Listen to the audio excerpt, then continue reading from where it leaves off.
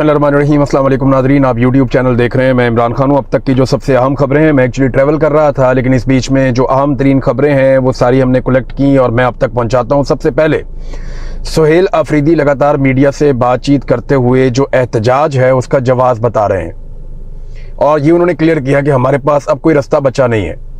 ये बात जो अब सुहेल अफरीदी ने क्लियर की है, ये इमरान खान साहब ने लगभग 1 से 1.5 साल पहले क्लियर कर दी थी कि हमारे पास सड़कों पे आने के अलावा अब कोई रास्ता नहीं बचा।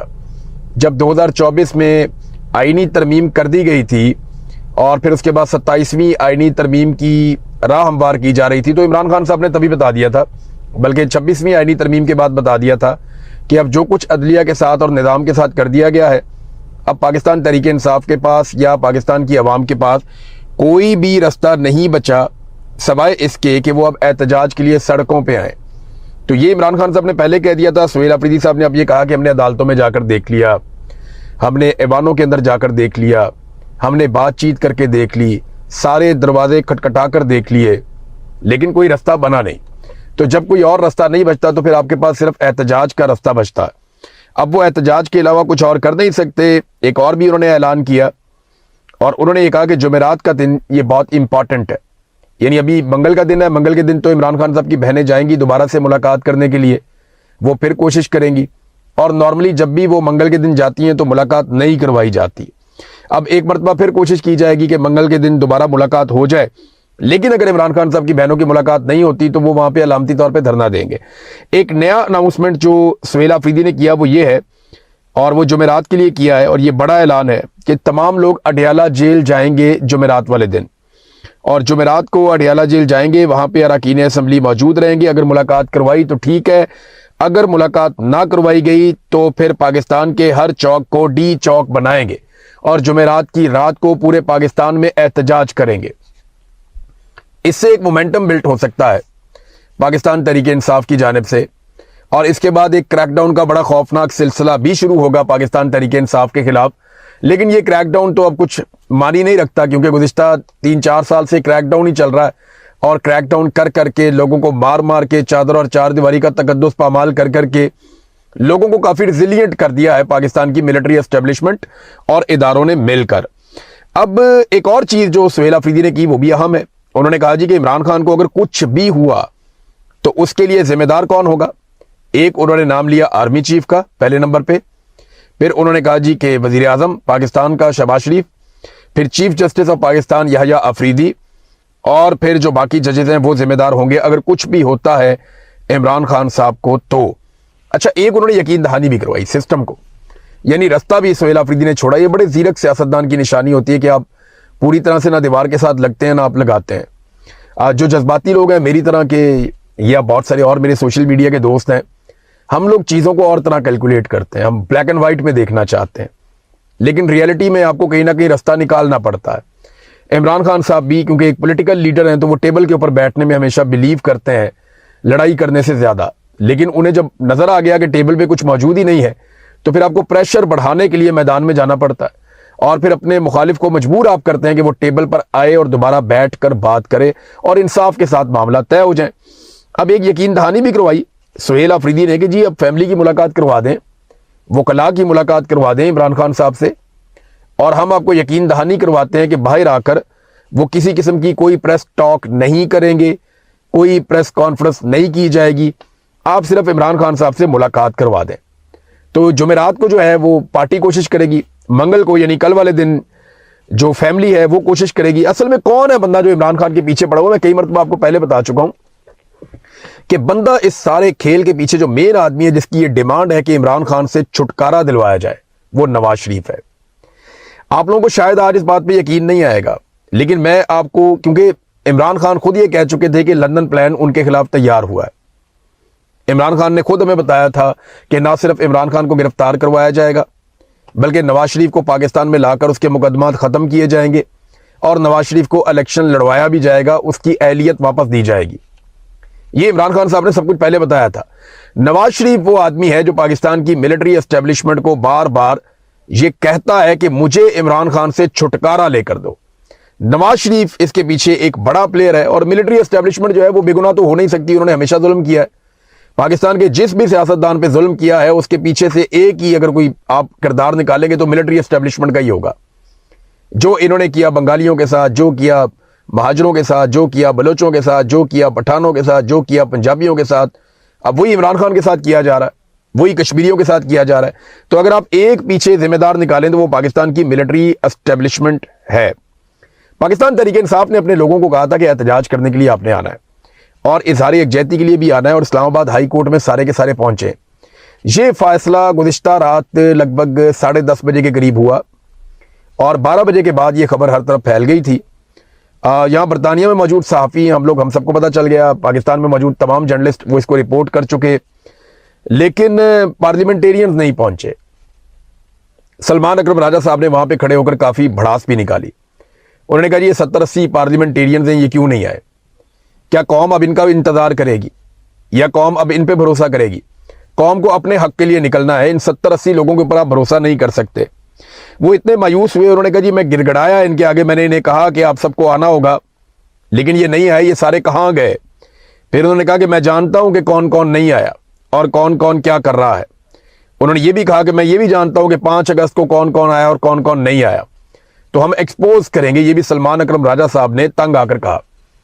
इस पे जो है पार्टी के कुछ लोगों ने, जिनमें जुनैद अकबर साहब भी हैं, इन लोगों ने कहा जी कि हमें तो बहुत लेट पता चला, अगर आप 12 बजे रात को बताएंगे तो कई लोग दूर दराज हैं वो कैसे आएंगे? देखें, ज्यादातर जो पार्लियामेंटेरियंस हैं वो तो बहुत करीब हैं। अब कराची से थोड़ी आना था या बलूचिस्तान से थोड़ी आना था, ये खैबर पख्तूनख्वा के अगर आप किसी भी एरिया से एमएनए को लाना चाहें तो 2 घंटे 1.5 घंटा लगता है। बहुत ज्यादा टाइम भी आप लगा लें तो 3 घंटे लग जाएंगे। तो इतना टाइम बहुत होता है पहुंचने के लिए, अगर कोई आना चाहे, किसी की नीयत हो। हाँ, लेकिन कुछ लोगों का ये हो सकता है कि उनको इतला ना मिली हो, उन्हें खबर ना मिली हो, लेकिन अगर कोई इमरान खान साहब के बारे में इतना बेखबर है तो उसको फिर इमरान खान साहब की पार्टी में इस वक्त सियासत करने का कोई हक नहीं है। यानी ये तो इमरजेंसी का टाइम है ना, इस वक्त तो आपको किसी वक्त कोई भी खबर आ सकती है। आपको फौरी तौर पे तैयार रहना होगा, क्योंकि लोगों ने आपको वोट इसलिए नहीं दिया कि आपने कोई हुकूमत बना के गुड गवर्नेंस करनी है। लोगों ने आपको वोट इसलिए दिया कि आपने इमरान खान के हक के लिए आवाज उठानी है और उसकी रिहाई के लिए आपने कोशिश करनी है। बहरहाल पार्लियामेंटेरियंस नहीं पहुंचे तो इसके ऊपर जो है वो थोड़ी खटपट होगी पार्टी के अंदर, लेकिन फिर जुनैद अकबर साहब ने और सलमान अकरम राजा साहब ने समझदारी का सबूत दिया और उन्होंने चीज़ें जो हैं वो आपस में बेहतर कर ली और रिजॉल्व कर ली। लेकिन एक चीज़ जो मैं देख रहा हूँ, वो पाकिस्तान का मीडिया अब पाकिस्तान तहरीक इंसाफ के अंदर जो इख्तलाफात पैदा हुए वो उन्हें हवा दे रहा है। यानी जो आवाज़ उठाई गई सबसे पहले सोशल मीडिया पे कि यह एहतजाज इतना लंबा क्यों चला गया, पहले तो मीडिया चुप रहा। फिर जैसे जैसे ये इख्तलाफात कम होना शुरू हुए, जब सबने इस बात को मानना शुरू कर दिया कि ठीक है अब 27 सितंबर है तो सारे रल के 27 सितंबर पे जोर लगाते हैं, जबकि सारे के सारे इस बात के ऊपर आमादा होना शुरू हो गए, जब पाकिस्तान तहरीक इंसाफ में एक इत्तफाक़ राय डेवलप होना शुरू हुआ तो सेम टाइम में उसी वक्त पाकिस्तान का मीडिया जो है वो ये खबर देना शुरू करता है कि इख्तलाफात शिद्दत इख्तियार कर गए। तो आप यहां से अंदाजा कर लें कि पाकिस्तान की मिलिट्री एस्टेब्लिशमेंट को यह कितना पसंद है कि पाकिस्तान तहरीक इंसाफ के अंदर इख्तलाफात पैदा हो, खास तौर पे उस मौके पर जब एहतजाज का ऐलान किया गया है। अब देखिए कितने 5 दिन गुजर गए, तो ये बाकी दिन भी गुजर जाएंगे। ये 50-55 दिनों की कोई हैसियत नहीं है। 27 सितंबर को आना ही आना है, वो तारीख हर हाल में आएगी, आप जो मर्जी कर लेंगे। हाँ, अगर उससे पहले क़यामत आ जाती है तो नहीं आएगी, अदरवाइज वो तारीख आनी ही आनी है। तो उस तारीख को सबको फेस भी करना पड़ेगा, सबको अपनी कारकर्दगी भी दिखानी पड़ेगी। तो उसकी तैयारियां करना ज्यादा जरूरी है बजाय इसके कि उससे पहले लड़ाइयां की जाएं। अब मीडिया भी लड़वाने की कोशिश कर रहा है, लेकिन समझदारी ये है कि पाकिस्तान तहरीक इंसाफ के कुछ हलकों ने यह समझा कि लोगों को इकट्ठा किया जाए और लड़ाई जो है उससे गुरेज किया जाए। नाज़रीन, जो बात सुहेल अफरीदी ने की थी ना सेक्टर कमांडर वाली, ये एक मौका मिला है सुहेल अफरीदी को और पाकिस्तान तहरीक इंसाफ को, तहरीक तहफ़्फ़ुज़ आईन पाकिस्तान को, इवन फजलुर रहमान को, तमाम लोगों को ये मौका मिला है कि ये पाकिस्तान की मिलिट्री एस्टेब्लिशमेंट को यहां से पीछे हटाएं। यानी इस एक नुक्ते को लेकर वो आवाज उठा सकते हैं। खैबर पख्तूनख्वा की असेंबली में पहले तो नाम लें कि सेक्टर कमांडर कौन था, उसका नाम क्या है और किन अल्फाज में किस दिन उसने धमकी लगाई है। वजीर आला का एक एक मिनट रिकॉर्डेड होता है। वजीर आला ये बता सकते हैं कि इस दिन इतने बजे इस जगह पे ये वाले सेक्टर कमांडर ने, ये इसका नाम है, ये इसका रैंक है, इसने मुझे धमकी लगाई थी और इन अल्फाज में धमकी लगाई थी। और उसके बाद वो करारदाद पेश करें सूबाई असेंबली में, करारदाद को पास करें और उसके बाद एक FIR दर्ज करवाएं पुलिस स्टेशन के अंदर। अगर FIR दर्ज होती है तो ठीक है, नहीं होती है तो अदालत में चले जाएं। GHQ को लेटर लिखें, आर्मी चीफ को लेटर लिखें, DG ISI को। बेशक वो लोग इसके लिए जिम्मेदार हों, लेकिन आप उन्हें लेटर जरूर लिखें, अपनी कानूनी कार्रवाई आप पूरी करें। मैं आपको मिसाल देता हूं, अगर आपसे कोई पुलिस स्टेशन में रिश्वत तलब करता है तो लाजमी बात है वो SHO को हिस्सा देता है, लेकिन जब भी आप पुलिस स्टेशन में उसके खिलाफ दरखास्त लिखेंगे कि ये मेरे से रिश्वत मांग रहा है, तो आप SHO के नाम ही लिखेंगे। लिहाजा आपको अपनी कानूनी कार्रवाई पूरी करनी चाहिए ताकि वो सनद रहे और बवक्ते जरूरत, क्योंकि वक्त बदलेगा, याद रखिएगा वक्त ऐसा नहीं रहेगा। ये जो लोग आज फिरौन बने हुए ना, ये सारे कल को तरसेंगे। ये सारे लोग कल को, याद रखिएगा मेरी बात आप, ये सारे लोग कल को मदद मांगेंगे। ये मिन्नतें कर रहे होंगे कि हमारी जान छूट जाए किसी तरह, और जान नहीं छूटेगी। जितना जुल्म इन्होंने कर दिया ना, हर जालिम के लिए बड़ा दर्दनाक अजाब है, और ये अल्लाह रब्बुल इज्जत ने फरमाया। आप देखना इनके साथ होगा क्या। बहरहाल मीडिया कोशिश कर रहा है कि इख्तिलाफात बढ़ते जाएं, और सेक्टर कमांडर के हवाले से सुहेल अफरीदी साहब को फौरी तौर पे ये एक्शन लेना चाहिए, उन्हें करारदाद भी पेश करनी चाहिए, मुकदमा भी दर्ज करवाना चाहिए, और मामले को हर फोरम पे उठाना भी चाहिए। देखें ना, अभी ये लतीफ खोसा साहब ने भी एक स्टेटमेंट दे दिया नदीम मलिक साहब के प्रोग्राम में, और बड़ा खुलकर उन्होंने कहा कि हर जिले पर sector commander, colonel, major, brigadier, ये फौजी अफसर बैठे हुए, ये वहां फॉर्म 47 बनाते हैं, इनका क्या काम है? चादर और चार दीवारी का तगद्दुस पामाल करते हैं, इनका क्या काम है? अब कैटेगोरिकली लोग बोलना शुरू हो गए। पहले लोग बोलने से डरते थे, बात नहीं करते थे, अब लोगों ने खुलकर बात करना शुरू कर दी है। ये एक अच्छा साइन है। नाजरीन, अब ये तो हो गई पाकिस्तान तहरीक इंसाफ की पॉलिटिक्स, इस पे हम बात करते रहेंगे। कश्मीर में आज 4 सीटों के ऊपर इलेक्शन हो रहा है, और यहां गार्डियन के अंदर बरतानिया में खबर छपती है कि मोहम्मद अख्तर नामी एक बरतानवी शहरी है जिन्हें गोली मारकर सिक्योरिटी फोर्सेज ने कश्मीर में शहीद कर दिया। उसके अलावा कुछ बरतानवी शहरी जो हैं वो गिरफ्तार भी हैं, और उन्हें 2-2 महीने से गिरफ्तार किया हुआ है। अब ये बड़ा संजीदा इशू है, बरतानिया इसको किसी और तरह देखता है। जो बरतानिया की गवर्नमेंट है वो बार बार इसमें राब्ता भी करती है। तो पाकिस्तान जो कुछ कर रहा है आज़ाद कश्मीर में, ये पाकिस्तान के क्रेडिट में ये बात नहीं जा रही, ये फ्यूचर के अंदर प्रॉब्लम क्रिएट करेगी और आपके लिए मसाइल बढ़ेंगे। ये जो नफरत की आग लग गई है ये ऐसे बुझेगी नहीं। बहुत सारे ऐसे लोग पैदा हो गए हैं जो कल तक पाकिस्तान के नारे लगाते थे, कल तक भारत के खिलाफ जाके नारे लगाते थे, आज वो भारत के खिलाफ एहतजाज नहीं कर रहे, वो पाकिस्तान की सरकार के खिलाफ एहतजाज कर रहे हैं। और ये पाकिस्तान की मिलिट्री एस्टेब्लिशमेंट की घटिया और नाकस पॉलिसियों की वजह से हो रहा है। नाज़रीन, ज़ीशान एवान साहब हैं, इन्होंने एक डाटा निकाला। ये डाटा बड़ा इंटरेस्टिंग है। डाटा ये बताता है कि ये पूरा जो खित्ता है ना, जहां पे हम रहते हैं पाकिस्तान, यहां पे सबसे ज्यादा जो तनख्वाहें और अलाउंसेज है ना, वो पाकिस्तान के पार्लियामेंटेरियंस के पास है। अंदाजा कीजिए आप, हमारा मुल्क मईशत में सबसे ज्यादा नीचे गया हुआ है, सरमायाकारी में हमारी बर्बादी फिर गई है, दहशतगर्दी में हम सबसे आगे चले गए हैं, लेकिन पार्लियामेंटेरियंस की तनख्वाहें और मुराद सबसे ज्यादा है, हमारी अलाउंसेज सबसे ज्यादा है। नंबर 1 पे पाकिस्तान आता है जी, और नंबर 2 पे पाकिस्तान से बहुत नीचे जाके इंडिया आता है, नंबर 3 पे बांग्लादेश है, नंबर 4 पे श्रीलंका है, और ये चारों ममालिक पाकिस्तान से ज्यादा तरक्की याफ्ता, बाकी मुल्क इनके बाद आते हैं। लेकिन आप अंदाजा कीजिए कि हमारे खित्ते में सबसे ज्यादा तनख्वाहें और अलाउंसेज जो हैं वो पाकिस्तानी पार्लियामेंटेरियंस के हैं, बाकी सबके कम है। लेकिन कारकर्दगी आप देख लें तो वो अपने मुल्क को कहां से कहां ले गए, और हमने अपने मुल्क को कहां से कहां पहुंचा दिया। बल्कि पाकिस्तान की वाहिद फौज है इस पूरे खित्ते में जो कारोबार करती है। खाली पार्लियामेंटेरियंस को बुरा नहीं कहना चाहिए, हमारी फौज वाहिद फौज है जो कारोबार करती है, और उसने कोई ऐसी जंग नहीं की जिसमें हमने अपनी जमीन वापस ले ली हो, यानी जिसमें कश्मीर आजाद करवा लिया हो, हमने अपना पानी छुड़वा लिया हो, या कुछ ऐसा कर दिया हो। इंडिया को हमने ठोका एक दो दफा हमें मार पड़ी है, हमारे 90,000 कैदी भी बन गए, हमारा आधा मुल्क भी इंडिया ने तोड़ दिया। इंडिया ने बजौरे ताकत उन्होंने तोड़ दिया, उनके जर्नैल वहां पे आ गए थे और हमने वहां पे सरेंडर किया, हमने हथियार फेंके। बहुत मायूब है, बड़ी तकलीफ दे बात है, लेकिन कारोबार भी यही फौज करती है और भरपूर कारोबार करती है, बड़ा मुनाफा कमाती है। फिर जो इनके कारोबारी इदारे हैं वो टैक्स भी नहीं देते, जो मर्जी आप कर लो, कहते हैं हम फलाई काम करते हैं, हम टैक्स क्यों दें, फलाई काम करते हैं उसके अंदर हमने बराबर कर दिए।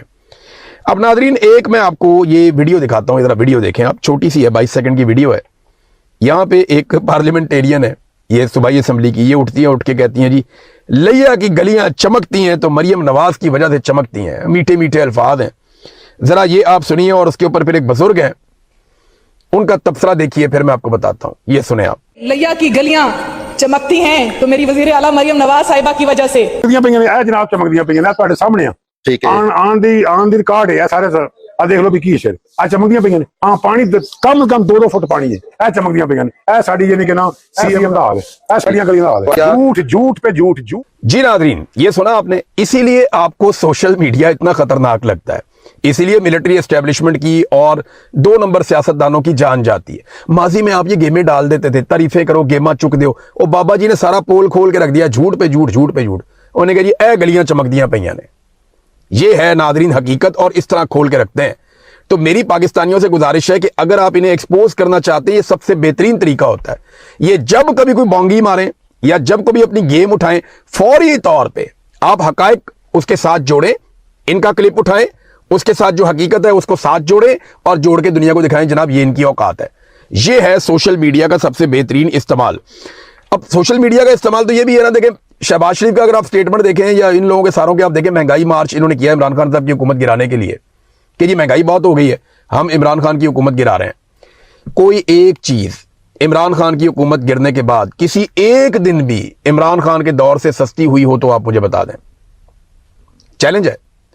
कोई एक चीज जो ज्यादातर हम पाकिस्तानी इस्तेमाल करते हैं, मेन चीजों में से पेट्रोल कर लें, बिजली कर लें, गैस कर लें, आटा कर लें, गंदम कर लें, आप दालें कर लें, चावल कर लें, चीनी कर लें, कुछ भी चीज उठा लें आप। कोई एक चीज आप बताएं कि इमरान खान साहब की हुकूमत खत्म होने के बाद, रजीम चेंज ऑपरेशन के बाद एक दिन भी इमरान खान के दौर से सस्ती हुई हो, कोई एक चीज बता दें। यानी ये जो नया डाटा है ना, इसके मुताबिक पेट्रोल की जो असल कीमत है ना, उससे 140 रुपए सिर्फ पेट्रोल के ऊपर इजाफी वसूल किए जा रहे हैं।